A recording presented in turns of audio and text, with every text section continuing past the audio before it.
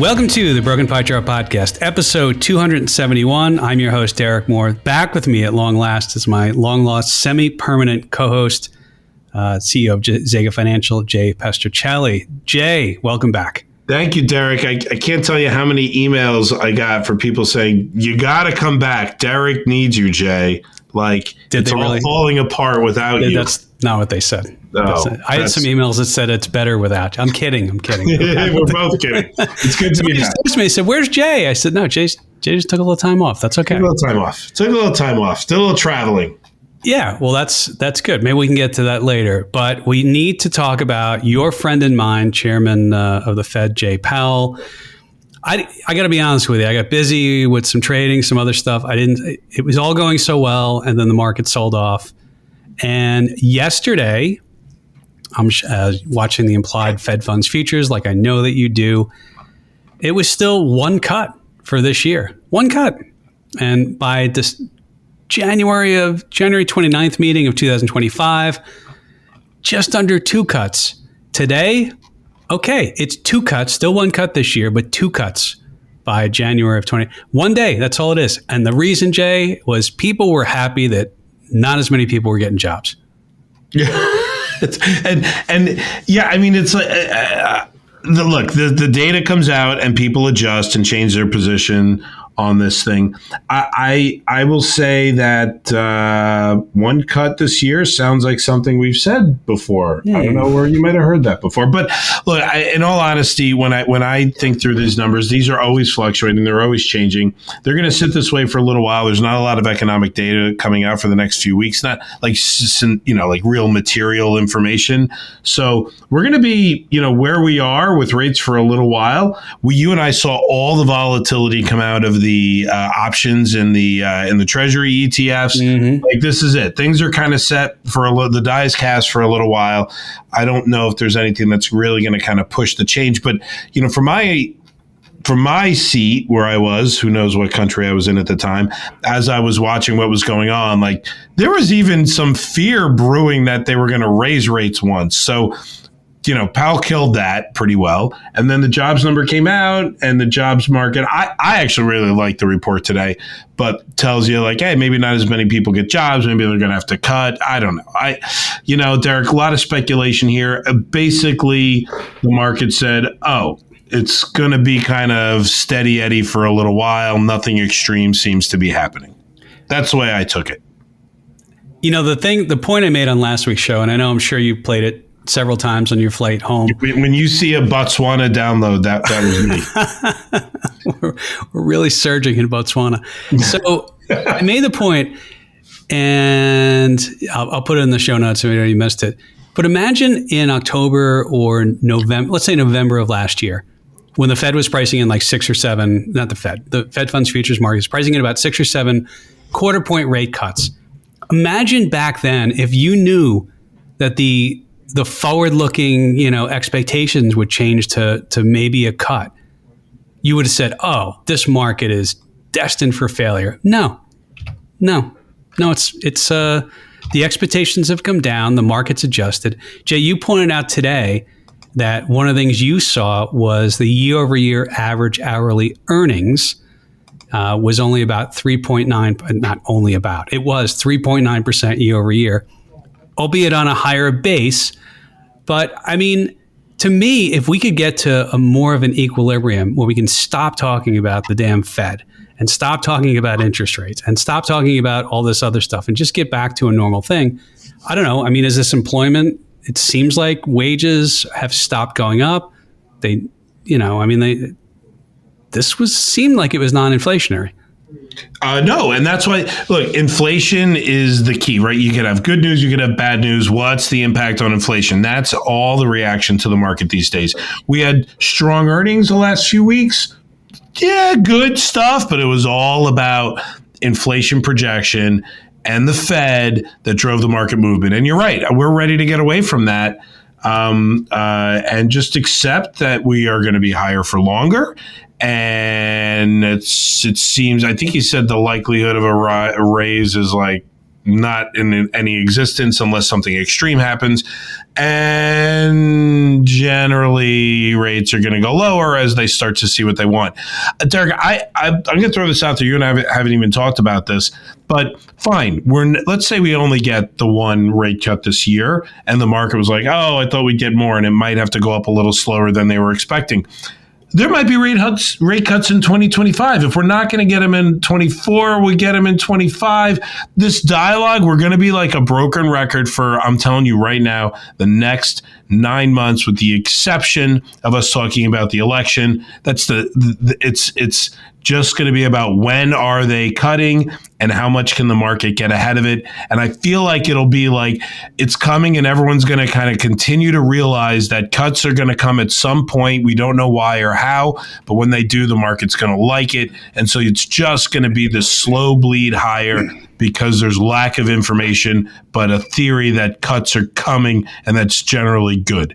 So whether it's this year, whether it's next year, I love the tailwinds of potential rate cuts, and I love what earnings are doing. So all good news, in my opinion. I mean, in my mind, they just had longer to realize it. Longer to realize it. They just had to stop going up.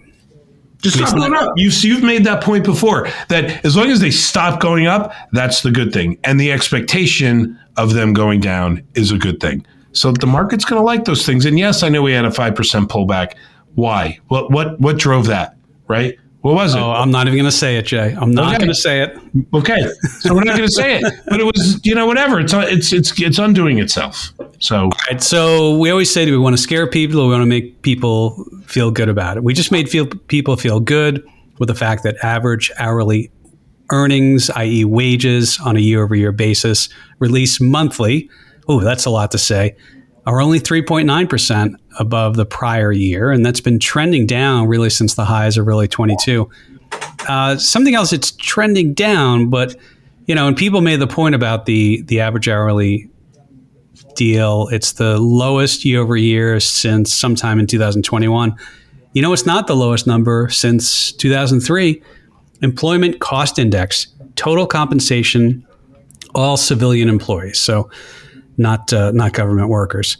And what this measures, unlike wages, it measures the total cost of, let's say, an employee. So this might be wages, but it might also include the employer cost on health insurance, 401k matches, all that stuff.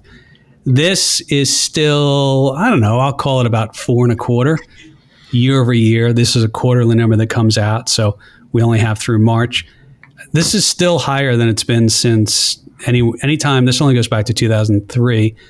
But Jay, it is off the highs where it was above 5% for a while. So let me make sure I get this clear so people understand it. So even though wages are seeing their lowest growth rate since 21, the actual cost to the employers are not. The cost, the ultimate end cost per employee, while off the high a little bit, are still higher than any point before 2022. Right. That's correct. So the rate. So this is still very inflationary. This is the year-over-year percent change on a quarterly basis. So we're still up 4% than we were a year ago. But you know why this is? I mean, we talked about it. Insurance is lagging, and insurance costs continue to go up.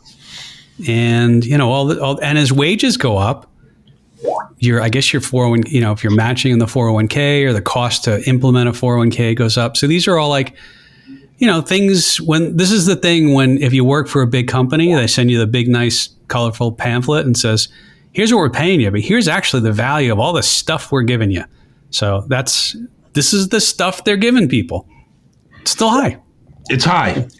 So still inflationary. So I think we should expect that, So let's talk what that happens. So as I think through this, so it still costs more now to have an employee. So that finds itself, into an increase in pricing for the goods and services that companies provide. So that is also inflationary. So this is really, it's better than when it was a few months ago, right? Or even a year ago, but it's still not good. It still costs more now per year, every year. The rate of increase per year is increasing for the cost to have an employee. Okay, I got it. By the way, I should probably know this. I wonder if it costs me more for employees. Yes, it does, actually. These days, yes, it does cost me more per employee. And I'm thinking about my P&L at ZEGA. Yep, costs me more. So, yes, it's more expensive to have employees. I should do more contractors, Derek. That's a different story. Let's go to the horrible, horrible, worst jobs report ever that the market absolutely loved. All right, so we always deconstruct these things. I read the PDF, the 10-page PDF, so you all in the audience do not. What I would tell you is this. Unemployment. They can if they want to, right? If somebody really wants to go the Derek way, they can, right? I'll put a link in the show notes. We have plenty of listeners who read stuff that I put in there. You should go to the show notes sometimes. You can buy our books too. I mentioned Broken Pie Chart, book I wrote, and your book, Jay, Buy and Hedge, 5 Iron Rules for Hedging. I forget what my subtext was. I'll be honest, the subheader on mine was kind of a rush job, and I wish I could redo it. Well, you can redo it if you want. I guess I could. Our next book, the next book you and I do together, we'll get a nice... Well, it's going to be a new book. It'll be a new book. But it's going to be a really nice subtext. We'll put some. But anyway, people should go to all Amazon. About shipping containers. No, it's not. It's not. Okay. There's a book called The Box by Professor Levinson. Buy and Hedge and Broken Pie Chart available on Amazon. Buy our books. Give us and if you buy our books, give us a nice Memorial Day. Like Memorial Day's coming up. You can read them over Memorial Day together. Yeah, I mean, if you have 20 people over for a barbecue, why not hand them a book on the way in? Hand them each of our books. All right, so back to this. I read the PDF, so you all don't. All right, here's the reality of this. Yes, unemployment ticked up from 3.8% to 3.9%. But let me explain something. How do you calculate the numbers? It's the number of unemployed people divided by the civilian labor force. The civilian labor force increased 87,000 month over month. Unemployment, 63,000. How many people are employed? Well, that went up 25,000. So what happens is the size of the labor pool went up, and you're only considered in the labor force if they call you and they say, do you have a job? Awesome. Cool. You're in the labor force and you're employed. You don't have a job? No. Okay. Did you look in the last 4 weeks? No, I didn't look in the last 4 weeks. Okay. You're not in the labor force. You're not unemployed. If you did look in the last 4 weeks, you're employed. So Jay, my point of showing this is, I mean, there's not that much of a variance month over month going back to April. It wasn't awful. And in fact, when you go to that's the household survey, that's where they call people and ask them those questions like I just described. The establishment survey is the total non-farm payroll. That was 175,000 jobs added in April. Establishment's a little different. They call businesses, they survey businesses. We've talked about that in the past, that the survey participation rate is down. But, if you go back, it was 278, 236, 315, and then 175. I think some of those numbers might have been revised lower. But this is the lowest total non-farm payroll we've had in a while. Market loved it. Fantastic. Less people getting work. Again, I could go round and round on why that is. It was, listen, I think that was your interpretation. My interpretation was different, maybe while you were still sleeping and you're reading the PDF and I was kind of watching it live, which was what most normal humans do. Well, I read the PDF. Not you. Yeah. You're not a normal human. So I like the fact, it's really on you today. I like the fact, I think the market liked the fact that the population, right, is growing, right, of people looking for jobs, because that will be deflationary, right? Because more people that are looking, more competition for jobs, employers can hire for less. I think they like that. I think that was very good. And then I also think that wage growth came in lower than expected. And as we said earlier, I know we talked about the employment costs, but the wages came in at, at a low range. So I think those were the things that were important, because those are the things, again, that were deflationary. I don't think it was because not as many people got jobs than expected. I think if this came in at like a 350,000 number, right, if that's the number of people that got jobs, but still had these data points, I think the market still would have liked this number today. I mean, is this kind of a Goldilocks where it's still a little bit of growth? Yeah, it's too growth, much, but not expensive growth. Like, that's beautiful. I think I'm with you. Goldilocks number today. All right. let's talk dividends, Jay. Actually, before we get that, so we're going to talk dividends, dividend reinvestment. We got some questions, some listener questions on that. We got some listener questions on explaining time decay. Before I go there, you've been on his show. Oliver Rennick put something out on Twitter. He's a friend of ZEGA. Yeah. His tweet was, boom, there it is. Citi Economic Surprise Index flips negative, lowest in 15 months, biggest weekly decline since April of 23. So we're looking at a graph of this. All right. So what is the Citi Surprise Index, Jay? It basically measures, a positive reading means that data releases, economic data releases, have been stronger than the analysts expected. A negative reading means that the data releases have been worse than expected. So for a while, we were seeing things beat expectations. It looks like the beats have been getting lower. And on this past one, the misses, they're missing the analyst expectations. That makes sense. So if you said 100, hey, I think there's going to be XYZ is going to have 100. And if it's 110, well, that's a 10% beat. Well, if it only comes in at 90, well, that's a 10% miss. So I don't know what you do with this, but it's... So the surprise index was lower. But it was lower in January of 24 too. And we've been up for the year. Yeah, I guess. Yeah. Well, look, I like Oliver. I love you, Oliver, if you're listening. Well, it's not his index. He just put it out there. No, but he decided to post this. I don't know what I do with this either. Okay, so maybe the data is coming in more likely than more like expected. What's that mean? It means less volatility, less surprises. Hey, it's consistent with, things are going to be kind of steady Eddie for a little while. That might be my theme today. Steady Eddie. Who is Steady Eddie anyway? But I don't know. See, it feels like a 50s show. It feels like it would be on, like if we were watching WPIX in New York, it'd be after like the Andy Griffith show. Picks. Yeah, Remember picks. you call in and you picks and you're playing Picks. anyway. Picks. Yeah, it was like for anyone who doesn't know what the heck we're talking about. There was it was like a Atari type game. And you would say picks, and they would like hit like the joystick or something. You'd see it on the screen. You win money. Anyway, it was callers would call into TV and tell the guy controlling the game what to do. But it was Channel 11 in New York. Picks anyway. When there were they had some good programming. I used to watch a lot of Clint Eastwood movies. The westerns would always be on there. Good, the Bad, the Ugly. I'm shooting you picks. Okay. Yeah, there you go. Let's talk dividends. So right. we've gotten a lot of listener questions recently about the idea of, dividend reinvestment. And so let me phrase it this way. Dividend reinvestment, the idea of, what to do with dividends. Should I reinvest them? Should I not reinvest them? Looking at this novel idea, a couple people have raised of, if I have enough dividends, could I actually recover my initial cost? So I thought it'd be interesting. I'm going to use SRLN, which is a State Street ETF. We actually use that in some of our ZEGA Buffer Index growth strategies as part of the portfolio build.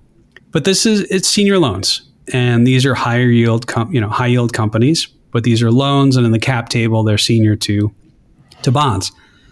And to set the stage for this, Jay, did you hear the bell go off? No bell. Okay, good. I just heard it in the headset. In Arizona, they don't know how to do our time zones, so I get the late bell. Oh, your market bell? Yeah. Market's closed. It's 5 o'clock. Gotcha. Okay. Yeah, we didn't get that. So, last year, let's say 2023, the yield on an annual basis for SRLN, we refer to as sirloin, it was about 9.4%. The year before, about 7%. So these are higher yielding vehicles. And if I look at this and I say, imagine we bought 100 shares back in 2013, April of 2013. So we're about 11 years. And the buy price back then was $50.08.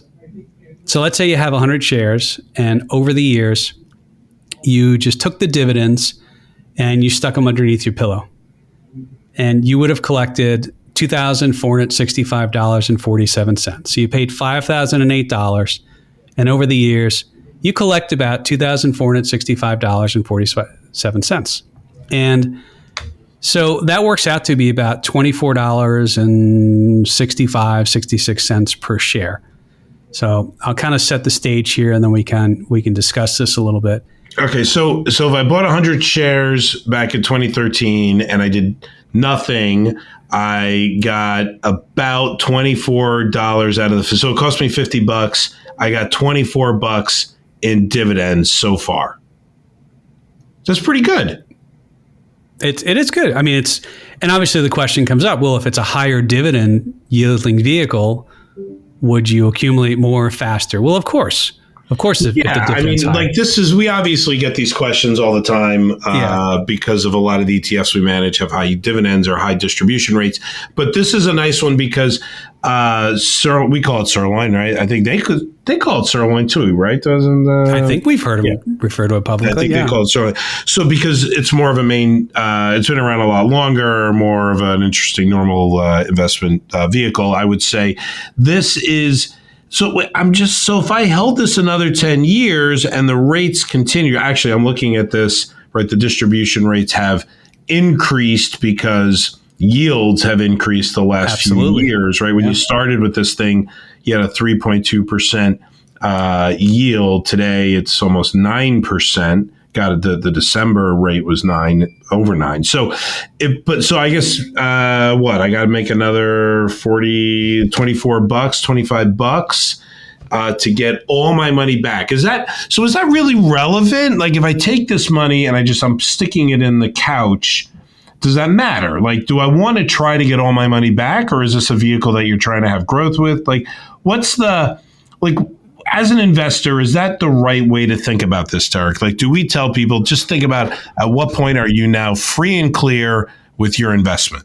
I mean, it's an interesting way of looking at it. You know, when you get enough back that you actually cover your initial cost. And in this case, over 11 years, you've covered, roughly half your cost.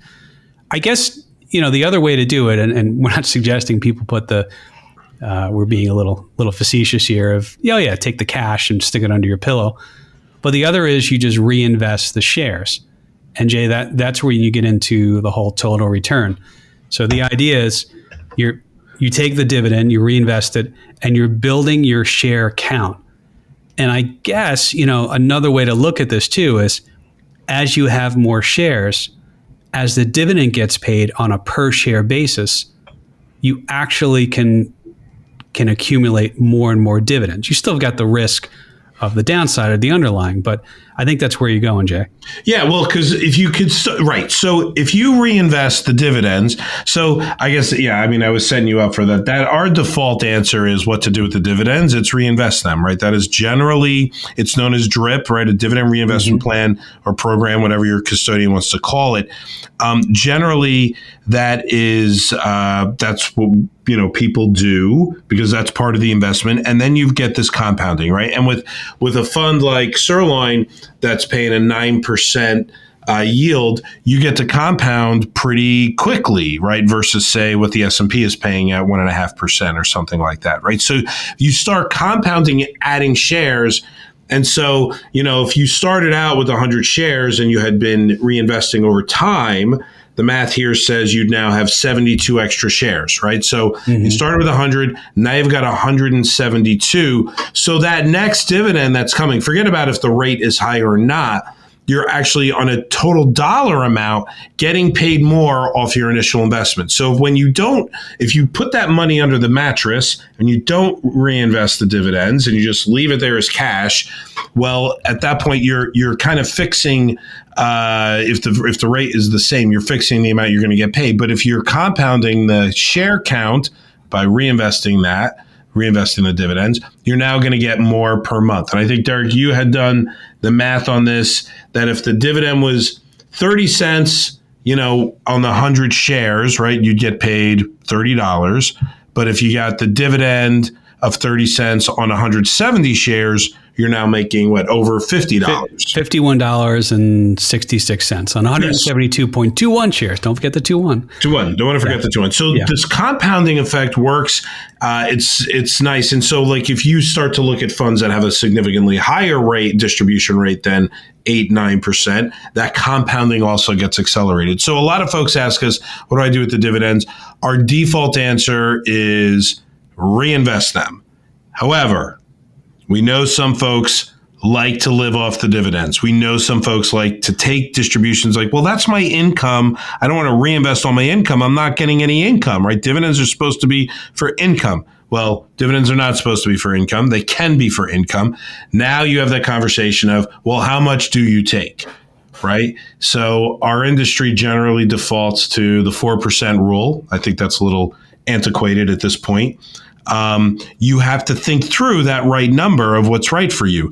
If you're getting 9% on sirloin, if that's the rate that you're getting, we just told you the power of compounding those shares and reinvesting it, sticking with half of it at the 4% rule is not that bad of a default choice, right? But at that point, it all depends where you are in your retirement plan or your income plan or your investment plan, whatever it is your plan says.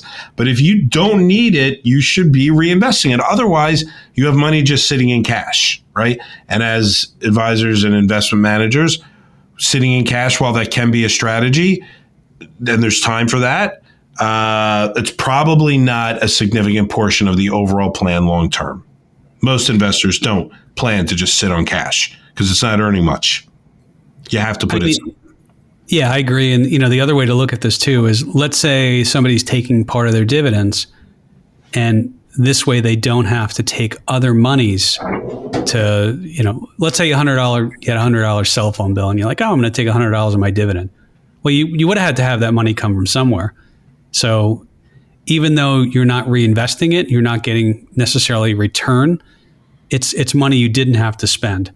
But, I don't want to confuse this, but I think it's just, it's an interesting way of looking at it, Jay. And it goes back to, and by the way, we're not recommending necessarily SRLN. We just happen to use it in one of our portfolios. We're not saying you should buy it necessarily. It just kind of fits, what we're doing there. But, when you look at this, I guess it goes back also to that total return versus just the price return. And, if you had a vehicle, let's imagine that, I don't know, you bought something at 100 and it paid out a $10 dividend tomorrow. Okay, it goes from 100 down to 90, and you say, well, it's down 10%, but it's not really down 10% because you got $10 paid out to you. It's actually down nothing. But you also bring up the fact that, the underlying assets can go up or down. So in the end, it's still the underlying risk. I don't know if we want to expand on that at all. Okay. So dividends and ex-div, very important for people to understand what you just covered, right? So if you have an ETF or even a stock, it's not just ETFs, it's stocks, right? This is the way it works. Yeah. If you, when a dividend is paid, it does something called going ex-dividend, right? The day that usually the dividend is announced ahead of time. Sometimes it's one day, sometimes it's a week, who knows? And it doesn't have to be, but it can be announced. But as soon as that dividend is paid, it comes out of the stock price. The exchanges know, you have to tell the exchange what the dividend is going to be, right? When it's declared, the exchanges know to lower the price by the amount of the dividend. The exchanges aren't the one that deliver you the cash. The entity, whether it's a company, individual company, through a transfer agent or through a fund, would have the custodian would then hold back the amount of money that's going to be sent. So the exchange lowers the price of the ETF, and then the cash eventually gets sent to you on the pay date. But it drops by the amount of the dividend, right? So what you just said, if you had a $100 stock that paid a $10 dividend, next day it would be $90 stock, and you knew $10 was coming in cash, it adds up to the same.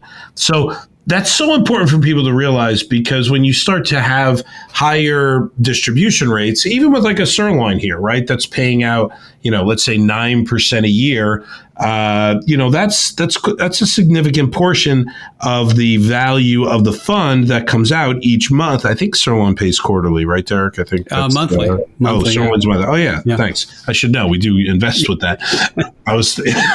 Anyway. So the point here is, it's going to drop each month by the amount of that dividend, but it doesn't mean the price return is not your total return, because you need to count that cash in your return numbers. I literally was talking to an advisor this morning about an ETF that had higher dividends, and he was just looking at the price, and he said, "Wow, this thing is down 10%." And I said, "Did you add back the dividend?" He goes, "No. How do I do that?" So unfortunately, unless you have a system that will give you a chart of a total return, we use Bloomberg for this, so it does that math for us. You have to do something like, you have to go to like a Yahoo Finance or something and look at the adjusted price, because even Yahoo Finance knows that when you're trying to do the math on what you've made on an investment, you need to include the dividends, because that's part of the payoff. That's part of the return. And when we looked at that on Yahoo Finance, he goes, "Oh, okay, no, this thing is not down 10%. It's up 5%. I get it now." So it's one of those things that everybody can kind of fall into that trap. And by just looking at a chart and not including the dividends would be the wrong way to look at something that is a high yielding, high distribution kind of a fund. Even with Sirloin, when we talk to folks about this and they say, "Oh, I'm down since I bought Sirloin," you say, "Well, you've owned it for 6 years. You sure you're down?" "Oh, no, I'm not down. Total return, I'm actually up. I've been getting dividends along the way." So it's really important to watch. So that's the first thing that I would say about that. And then you started to touch on, reinvesting it before. Again, that only improves the potential return. Now, why do I say potential? Well, if you're doing a reinvestment into a stock or an ETF that goes down after you've bought more. So let's say, you could pick like IBM, right, or Intel, right, that have gone down after they pay a dividend. Well, reinvesting might have been better to have put it into a treasury versus putting it into the stock.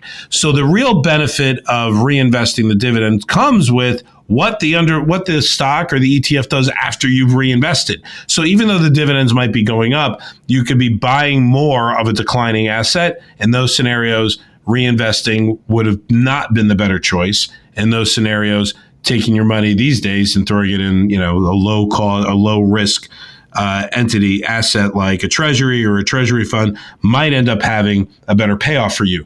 But again, it's all about the underlying performance is the point that I'm making. It all matters in what you're investing in that drives your total return. Just because you have high yields doesn't mean it's automatically a winner. You want to look at the overall performance and the total return, knowing that the underlying asset that you're investing in, whether it's a stock or an ETF or a mutual fund, knowing that those not declining is the best way to avoid losses, or not declining significantly is the best way to avoid losses. Yeah, no, I agree. Even Sirloin, total return is since April of 2013. What is it, like plus 44%? That's the total return. The price return, though, I mean, it's trading. Was it $50.08 back then? What do they have? Bloomberg has it $41.84. Yeah, so the price is down, but the total return is positive. Right. You add in that $24 of dividends that you got over the last 10 years, and you're up. But if you look at the price change from 50 down to 41.80, it looks like you're down. I did look too, and I said, well, what if you just reinvested? Because interest rates were next to nothing. There was no risk-free rate for the better part of this period that we're looking at. But what if you just got 1% and you reinvested, the income? It's I think your total return, cumulative return, would go from almost 44% down to 35%, just getting 1%. So in this case, to your point about the underlying, because when you reinvested, and it looks like those shares went up on an average basis. Don't know what's going to happen in the future, but last thing I'll say is, let's use a crazy example. Let's imagine Apple tomorrow. What's Apple's at right now? Well, it had a pretty good day today after last night's earnings, but it closed today somewhere at like 184. All right, I was hoping to be nice, even number, but okay, we'll go 184. All right, that's fine. I mean, you want a nice even number? So let's imagine that Apple closes at 184, and Tim Cook gets a little bit crazy, and he's like, you know what? Imagine him at the board meeting being like, let's do something crazy. Let's do a 50% dividend. Yeah, let's do it. So they do a 50% dividend. So let's think about this. Stock's at 184. 50% dividend, they pay out $92. $92, yep. Right. The stock goes from 184 down to 92. And you can take that money, go into the mattress, or do whatever it is you want to do with it. Or you could reinvest it. So imagine if you had 100 shares and they paid out the dividend, well, your market value would go down to $9,200 from $18,400, but you have that $9,200 underneath your pillow. If you reinvested those monies back into the stock, and let's assume you're reinvesting it at 92, you double your share count, but your market value would stay the same. Yeah. That's pretty simple math. So now you've got double the number of shares, but the same market value. That's as right. You had pre-split. Sorry, I said split. I meant pre-ex-div. But in this case, it was almost like splitting the stock. Tim Cook should do a 50% dividend and a 10-for-1 stock split. Apple would be at 1,000 tomorrow. What would be the tax hit on everybody? Oh, boy. Oh, no bueno. Well, an IRAs, no problem. And taxable. Sure. Taxable. Yeah. You get taxed on that 92, most likely. Well, Depends how they qualify it, but Well, that's part of why Apple does. And companies do the share buybacks. I think Apple announced a bigger buyback. The street really liked that, and we call that part of shareholder yield. We have a strategy that actually uses shareholder yield as an input, and shareholder yield is basically, you think about Apple's dividend, for example, is about 0.5%. It's, simply the dividend amount back into the price of the stock, and that's about what you get. But there's actually something called a net buyback yield. The net buyback yield is simply you take a company's all the shares they've bought back minus any shares they've issued. And the reason why that's important is because let's say you have a company that is doing a lot of employee stock-based compensation and they just keep issuing new shares. Well, that's diluting the shareholders. So it's net buybacks. And let's say, Apple's 2.8 trillion. So if their net buyback, and I'm making this up, was 280 billion, well, they're buying back 10% of their shares. So their net buyback yield would be 10%. And then there's also a third component. You look at the net debt buyback. So if a company reduces their debt, and it's shareholder yield is basically like companies have cash flow and they can either pay the dividend, buy back their shares, retire the debt. They can reinvest it back into the growth of the company too. But that's one of the reasons, if you get a dividend, that's different tax treatment than a buyback where it just internalizes the cost and then you realize the cap gains. There you go. I got to talk about shareholder yield, Jay. Wow, good work working that in. The thing is, when the company does the buyback, the shareholder doesn't have a taxable event. Just the share price moves, right? Because there's less shares outstanding. Typically, it goes up, right? Because there's less shares outstanding. But when they have a dividend and they pay, there you go. That can be most likely will be paid. Will be a taxable event when that gets paid. So we all see that, right? We all pay taxes on dividends. Heck, the clients that hold Sirloin in our ZBig strategy, they pay taxes on the dividends, and now they're paying even more because that distribution rate, the dividend rate, is even higher in 2024 than it was in, say, 23, 22, 21. So, yep, all pieces of dividends. Dividends they've started to become more and more interesting with more and more innovative products that continue to come out in the marketplace. But it's good to know all the dynamics here. Somebody asked recently, I forget what our friendly handshake wager was. What did I say? We'd hit 52.50. 52.50 before 4,900. Was that right? I think so. So. When you were gone, there might be a correlation there. You took a vacation, the market went down. Let me tell you something. A lot happened when I went on vacation. We had the 100-year flood in Dubai. I was in there for that. That was fun. All right. Maybe we won't go into too much more. But yes, it basically, the world told me, well, don't you dare go on vacation again. So there it is. I'm not going on vacation again. Yeah. But we never did get back to 4,900, and we have not gone to 5,250 yet. We got really close to 4,950, by the way. Oh, yeah, we did. It was, I think, 4,965, 4,967. I don't remember. 3 weeks ago sounds like. I mean, I happen to be looking at a chart here, but we did hit 5,264. So I think you won the upside bet. No, did it hit that much? I think you already won. I think you won it.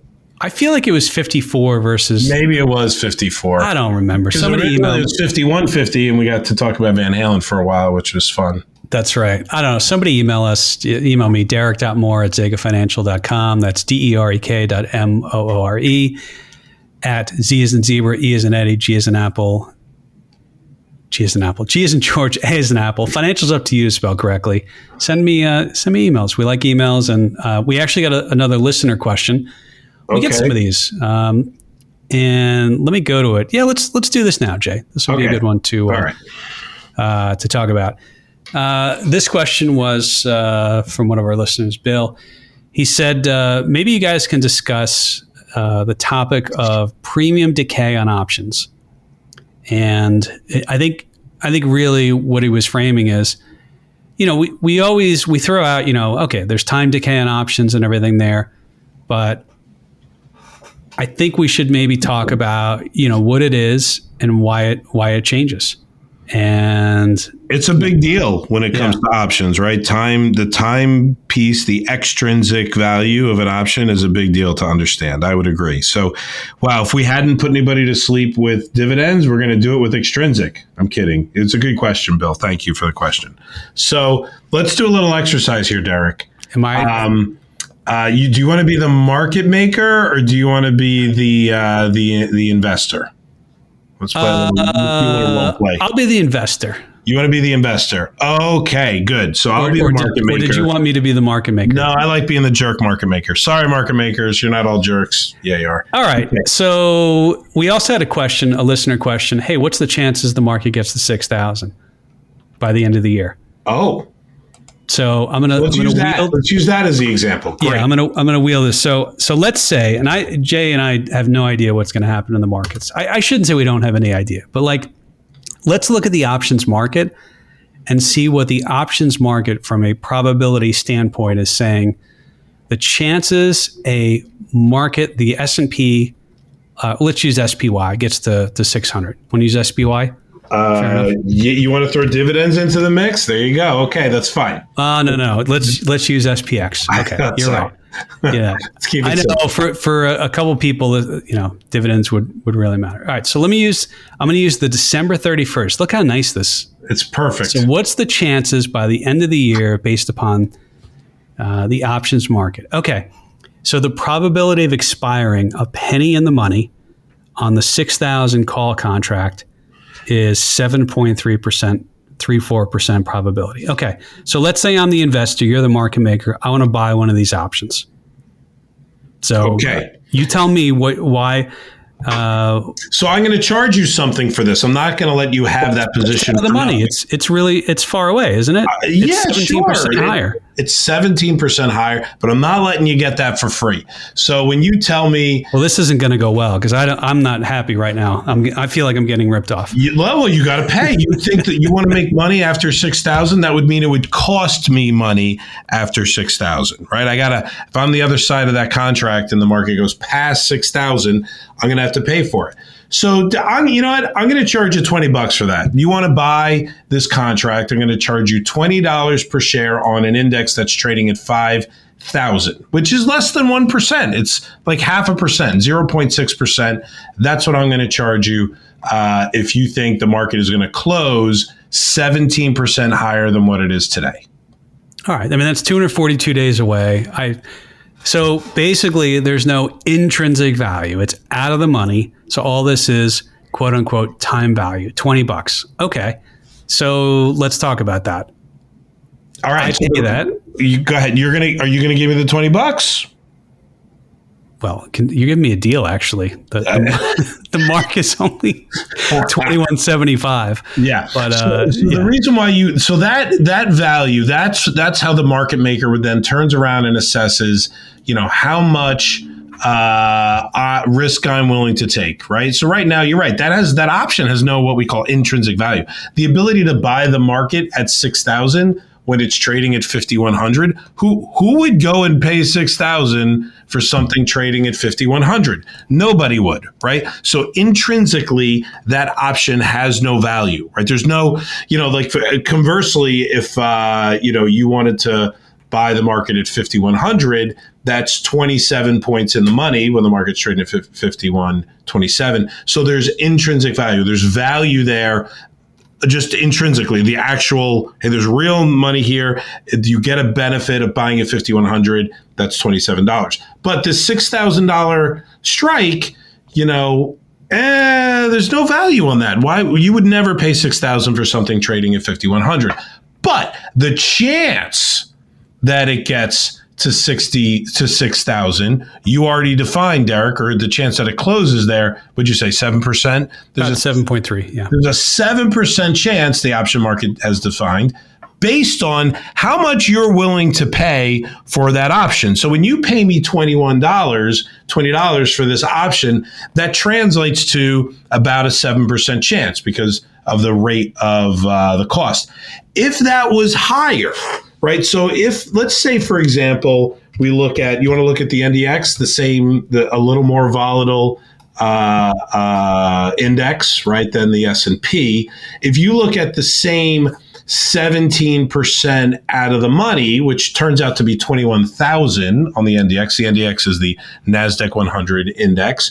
That option, right, on that is going to cost you 2%. Right, I'm going to charge you. The numbers aren't. I'll equate this down to where it's going to be. Instead of paying $20 to me before, I'm going to charge you $110 if I'm trading the NDX. Why? Because there's a greater chance of it getting there, and what defines a greater chance is the fact that someone's willing to pay $100 instead of $20 for that same option. Right. So if you're willing to pay $100, the market goes, whoa.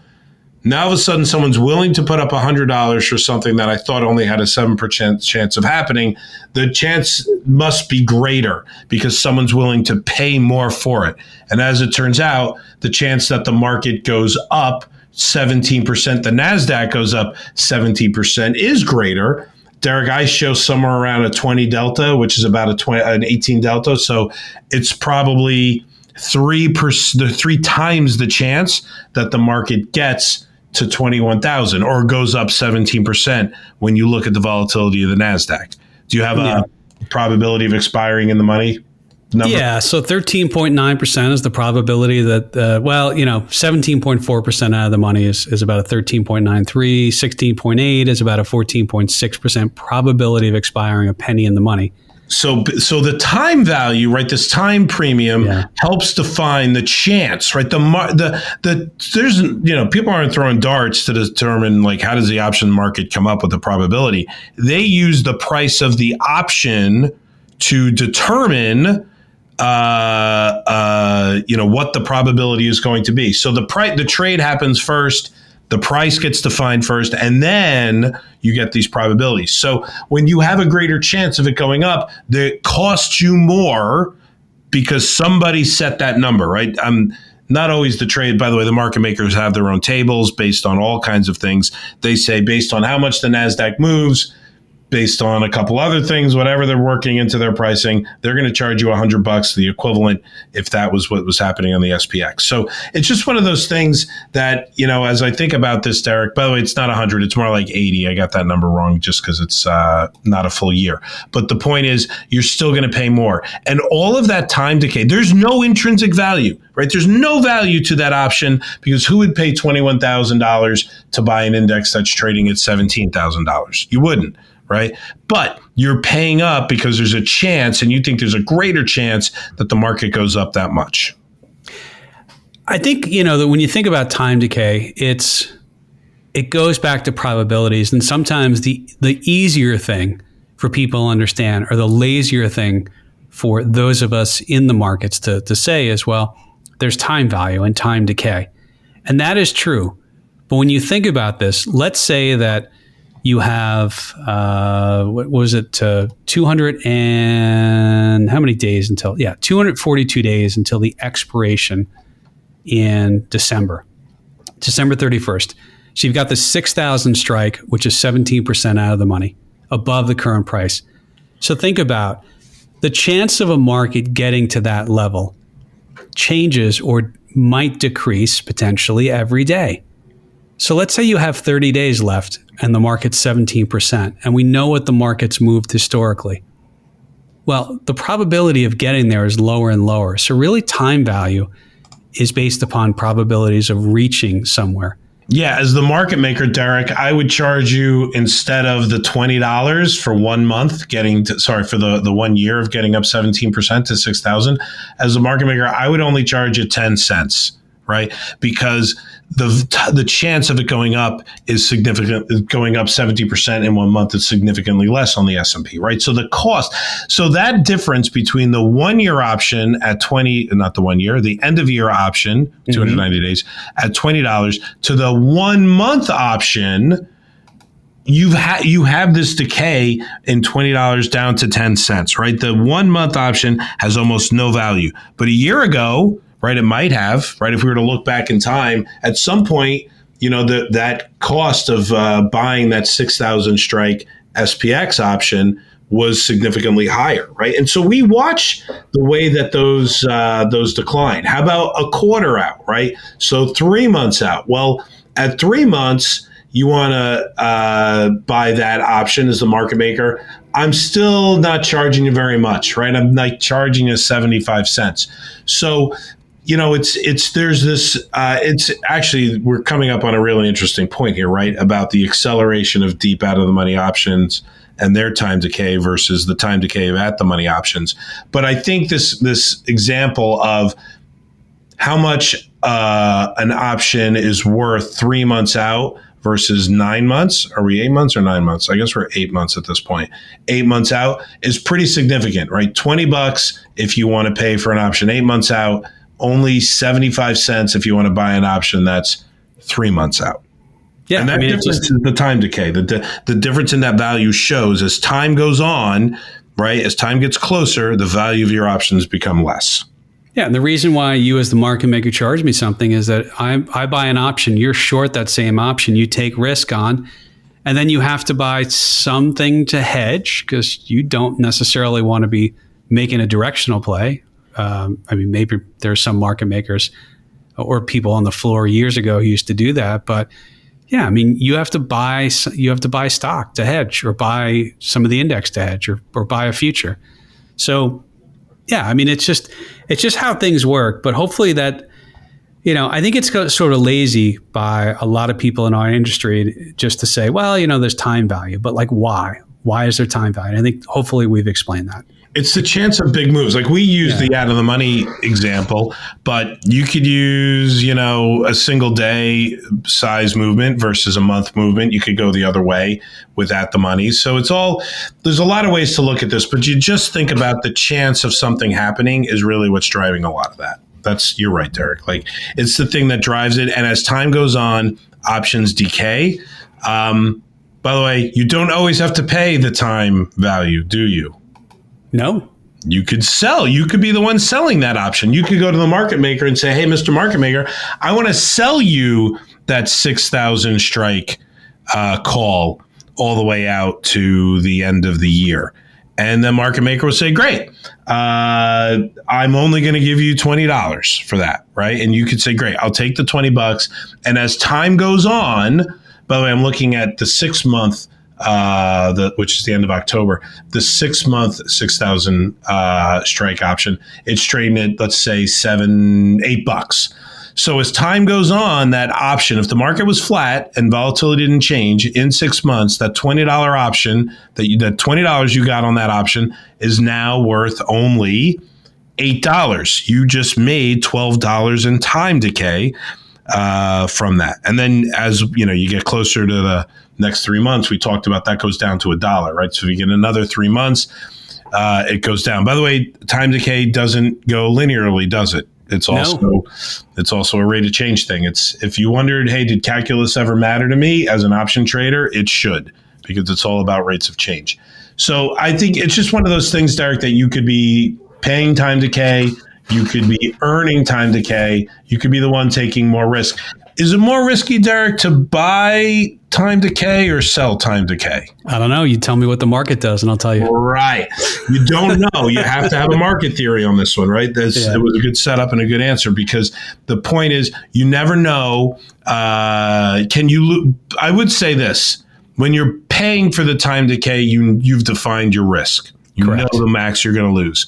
When you're selling options, your losses can be significantly more. If you were the seller of that 6,000 strike call, your loss potential is unlimited. If the market goes to 7,000, 8,000, 9,000 in that time frame, you're losing all the way up. But if you just paid that $20, the most you can lose is the $20 you paid. Right now, the odds are you would lose it all, because the probability of it closing in the money was only 7%. So that means you've got a 93% chance you're going to lose money on it, but you defined your risk.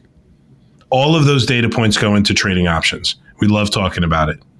Well, I hazard to even, there's a book that you and I think we both have a copy, Espen Garter, Haug, Haug, options pricing formulas. Like, if you ever want, I'm not even recommending this book, because you'll get it and you'll open it up and you'll be like, oof. What did I do? A lot of formulas, a lot of stuff.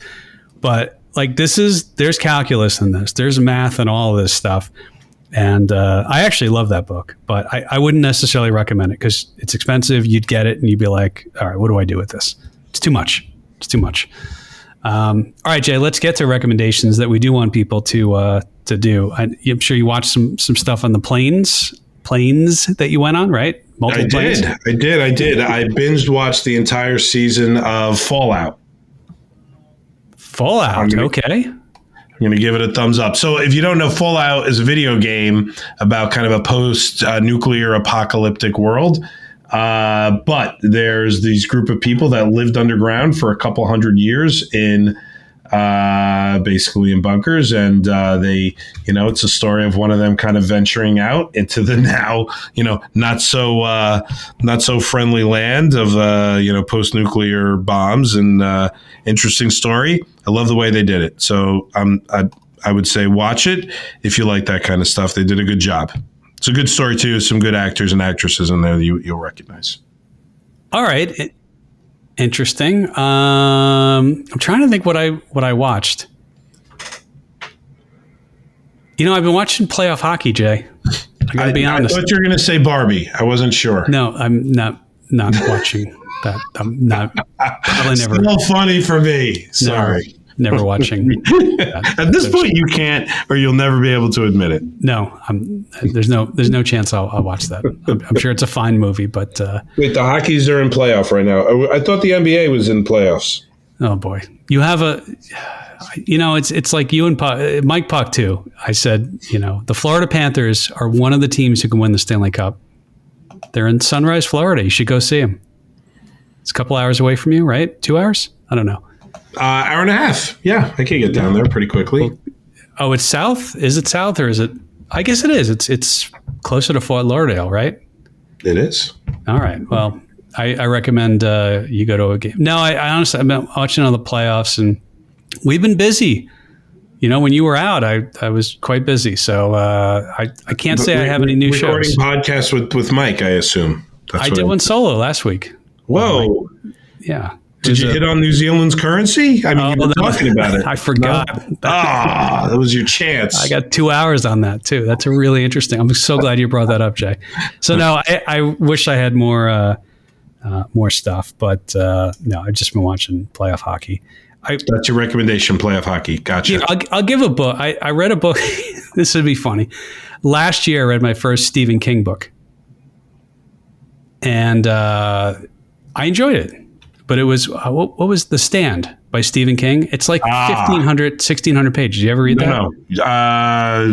No, I did not read it, but I know of it, and I've only heard great things. So, and Stephen King's pretty good stuff.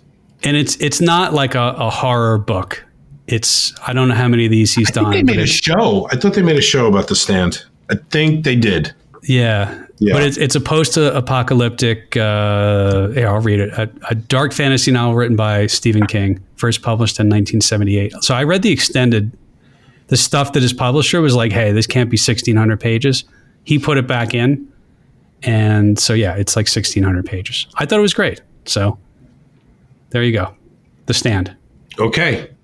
You might have been able to finish that on all the flights you had to take. I could have. I had a few double-digit hour flights on my time. And did you have CNBC on the seat back or anything, or no? Well, it was always weird times for me, right? It was always ahead, and so yes, when I could, of course. What do you think I did on vacation? I watched the markets. Yeah, as you should. Yeah. All right, Jay. I think should we call it there? I think we covered some interesting ground there. Good stuff today. Thanks, Derek. Right. I do. So do you have a thought? I mean, should we make another? Does the market get to 6,000? Yeah, look, we just talked about the probabilities of it. I think I'm not telling anybody to take that bet or take that trade, but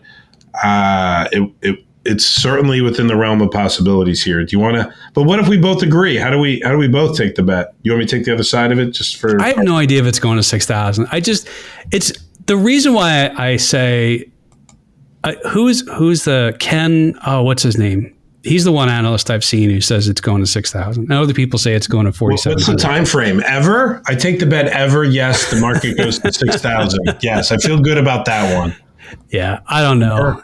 I don't know. Yeah, I mean that's the thing. Who knows? It's got to get through 5,300 first. Don't you? It feels. I don't want to get into this now. It feels like that a lot of people don't like this market, and sometimes when people don't like the market, there's a propensity of it going higher, and then other times people are really too happy about it, and it goes lower. Like January of 22, everyone sort of loved the market. Said it was high, but it was overvalued. But they're still buying. I don't know. Sure, there's a chance. Look, we like to buy and hold and invest and hedge, and we like to be invested in the long run in the markets. So, our bias is generally bullish, right? We talk about that because markets generally go up.